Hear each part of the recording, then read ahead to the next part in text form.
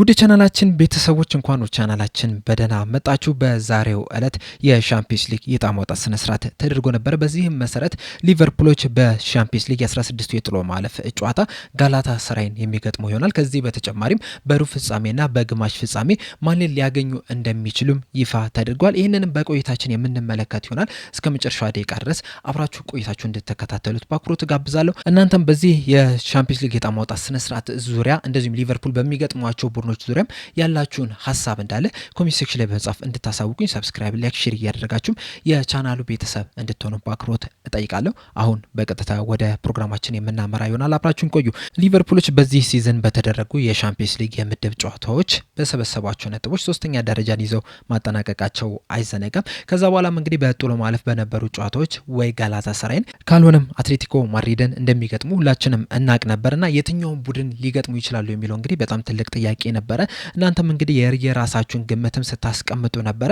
በዛሬው ዕለት እንግዲህ በተደረገው የዕጣ ማውጣት ስነስርዓት ሊቨርፑሎች ጋላታ ሰራይን እንደሚገጥሙ ይፋ ተደርጓል። ሊቨርፑሎች እንግዲህ በምድብ በነበራቸው ጨዋታም ከጋላታ ሰራይ ጋር ተገናኝተው ነበረ። በኢስታንቡልም 1-0 በሆነ ጠባብ ውጤት መሸነፋቸው አይዘነጋምና አሁን ላይ እንግዲህ በደርሶ መልስ ከጋላታ ሰራይ ጋር የሚገናኙ ይሆናል። የመጀመሪያውን ጨዋታ በኢስታንቡል፣ ከዛ በኋላ የመልሱን ጨዋታ ደግሞ በሊቨርፑል ነው የሚካሄደው። የመጀመሪያው ጨዋታ ማርች 10ና 11 ሲካሄድ በእኛ የቀን አቆጣጠር ደግሞ መጋቢት 1ና 2 የሚደረጉ ሲሆን የመልስ ጨዋታው ደግሞ ማርች 17ና 18 በሊቨርፑል በአንፊልድ የሚደረግ ይሆናል። ሊቨርፑሎች እንግዲህ ይህንን ጨዋታ በጣም በከፍተኛ መነሳሳት ይገባሉ ተብሎ ነው የሚጠበቀው። ምክንያቱም በምድብ ጨዋታ ጋላታ ሰራዮች ሊቨርፑልን ማሸነፋቸው አይዘነጋምና ያንን ለመበቀል ይህንን ጨዋታ እንደ ጥሩ አጋጣሚ ይጠቀሙታል ተብሎ ነው የሚጠበቀው። ነገር ግን ደግሞ ቀላል ጨዋታም ይሆናል ተብሎ አይጠበቅም። ምክንያቱም ጋላታ ሰራይ በጣም ጥሩ የሚባል ቡድን ነው። በጥሎ ማለፍ ጨዋታ እንኳን ከጁቬንቱስ ጋር በተገናኙበት ሰዓት በኢስታንቡል 5-2 በሆነ ውጤት ነው አሸንፏቸው መሄድ የቻሉት። ከዛ በኋላ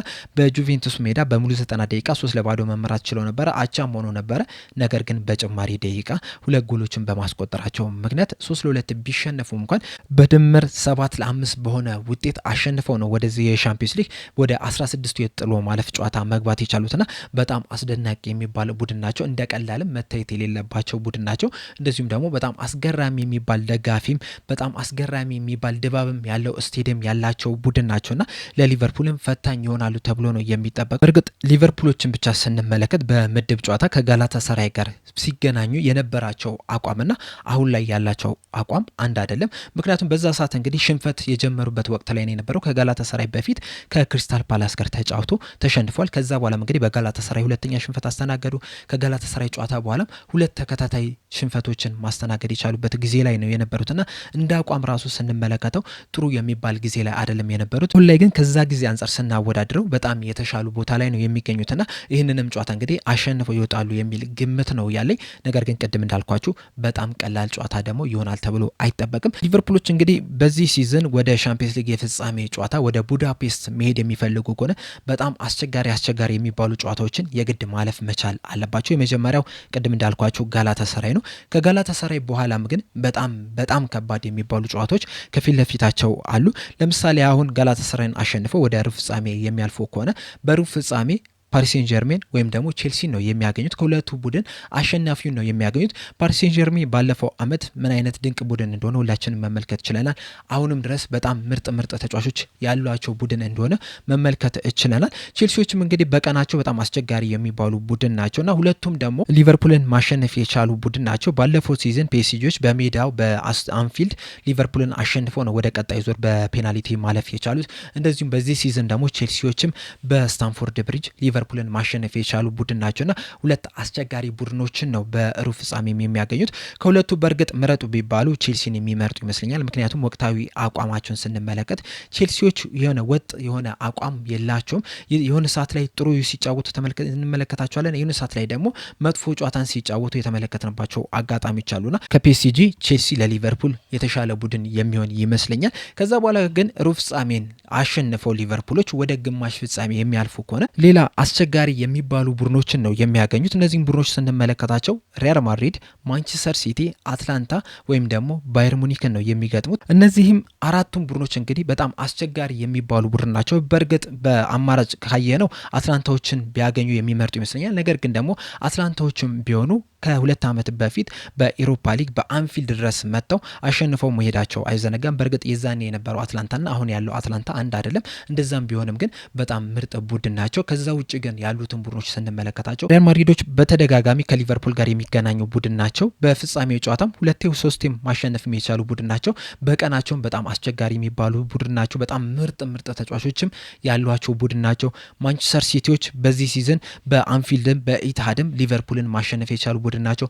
ባየር ሙኒኮችም ዘንድሮ በጣም አስደናቂ የሚባልን ጊዜን እያሳለፉ ነው የሚገኙትና ያም አስቸጋሪ ጨዋታ ይሆናል ተብሎ ነው የሚጠበቀውና በአጠቃላይ ሊቨርፑሎች በግማሽ ፍጻሜው በጣም ከባድ የሚባሉ ቡድን ናቸው የሚያገኙትና ወደ ፍጻሜ ማለፍ የሚፈልጉ ከሆነ ወደ ቡዳፔስት መሄድ የሚፈልጉ ከሆነ እነዚህን አስቸጋሪ የሚባሉ ቡድኖች መግጠም የሚኖርባቸው ይሆናል። በእርግጥ እነዚህን አስቸጋሪ ቡድኖች መግጠም መጥፎ ነው ማለት አይደለም። የራሱ የሆነ አድቫንቴጅ አለው። እሱም ምንድነው? ከትልልቅ ቡድኖች ጋር በምትጫወትበት ሰዓት አንደርዶግ ሆነ በምትገባበት ሰዓት ሙሉ ለሙሉ በጣም ፎከስድ ሆነ ነው የምትገባው። ሙሉ ለሙሉ ትኩረትህን ሰብስበህ ነው የምትገባውና እንደዛ ስትጫወት ደግሞ በጣም ጥሩ የሚባል እንቅስቃሴን ማድረግ ትችላለህ። ሊቨርፑሎችም እንግዲህ በዚህ የሚታሙ አይደለም።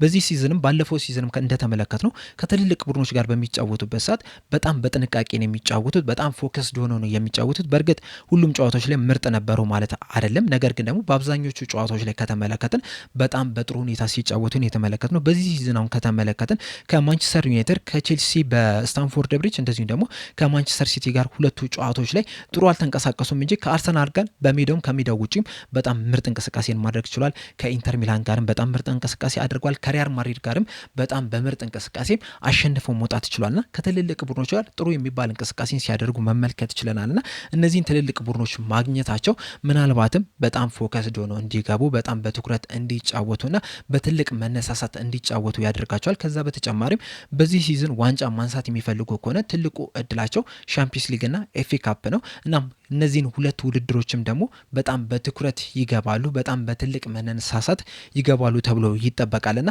ምናልባትም በዚህ ሲዝን ሊቨርፑሎችን በሃንጋሪ ቡዳፔስት ልንመለከታቸው እንችላለን። ከዚህ በተጨማሪም በሃንጋሪ እንደመካሄዱ መጠን በሊቨርፑል ቤት ውስጥ ሚሎስ ኪርኬዝ እና ዶሚኒክ ሶብዝ ላይ አሉ። እነዚህ ሁለት ተጫዋቾች ደግሞ የሃንጋሪ ተወላጅ ናቸውና በሃንጋሪ ለመጫወት በጣም ከፍተኛ ፍላጎት አላቸው። እንዲሁም ሰሞኑን አንዳንድ የወጡ መረጃዎችን ከተመለከታችሁ እነዚህ ሁለት ተጫዋቾች በቡዳፔስት የፍጻሜ ጨዋታ ላይ ለመጫወት ከፍተኛ ፍላጎት እንዳላቸው እርስ በርስም ሲነጋገሩ እንደነበረ የተለያዩ መረጃዎችን እየተመለከትን ነው የምንገኘው እና እነዚህ ሁለት ተጫዋቾች ላይ ይህን ያህል ፍላጎት ካለ ሌሎቹም ተጫዋቾች ላይ ከፍተኛ ፍላጎት ይኖራል ተብሎ ነው የሚጠበቀው። ይህም ፍላጎት ደግሞ ሊቨርፑሎችም ምናልባትም በሻምፒዮንስ ሊጉ ውጤታማ ሊያደርጋቸው ይችላልና ከትልልቅ ቡድኖች ጋር መገናኘት ሁል ጊዜም መጥፎ ነው ማለት አይደለም። አንዳንድ ጊዜ ከትንንሽ ቡድኖች ጋር ስትጫወት ራሱ መዘናጋት ይኖራልና በቀላሉ ተሸንፈ ልትወጣ የምችልባቸው እድሎች አሉና ሊቨርፑሎች በቡዳፔስት የፍጻሜ ጨዋታ ላይ ለመድረስ ከፊት ለፊታቸው በጣም ከባድ አስቸጋሪ የሚባል ጨዋታዎች አሉ።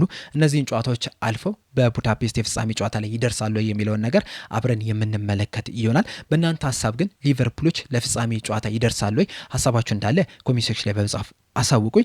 አንድ ጊዜ ለመጠቆም ያህል ሊቨርፑሎች በ16 የጥሎ ማለፍ ጨዋታ ከጋላታሳራይ ጋር የሚገናኙ ሲሆኑ ወደ ሩብ ፍጻሜ የሚያልፉ ከሆነ ደግሞ ከፒኤስጂ እና ከቼልሲ አሸናፊ ጋር የሚገናኙ ይሆናል። በግማሽ ፍጻሜ ደግሞ ከሪያል ማድሪድ፣ ከማንቸስተር ሲቲ፣ ከአትላንታ እንደዚሁም ደግሞ ከባየር ሙኒክ አሸናፊ ጋር የሚገናኙ ይሆናል። በዚህ ዙሪያ እንግዲህ ያላችሁን ሀሳብ እንዳለ ኮሜንት ሴክሽን ላይ በመጻፍ አሳውቁኝ። ለአሁን እኔ እዚህ ላይ አበቃው። በቀጣይ በሌላ እስከምንገናኝ ድረስ ሰብስክራይብ፣ ላይክ፣ ሼር ማድረግ እንዳትረሱ። ቸር ያቆየን።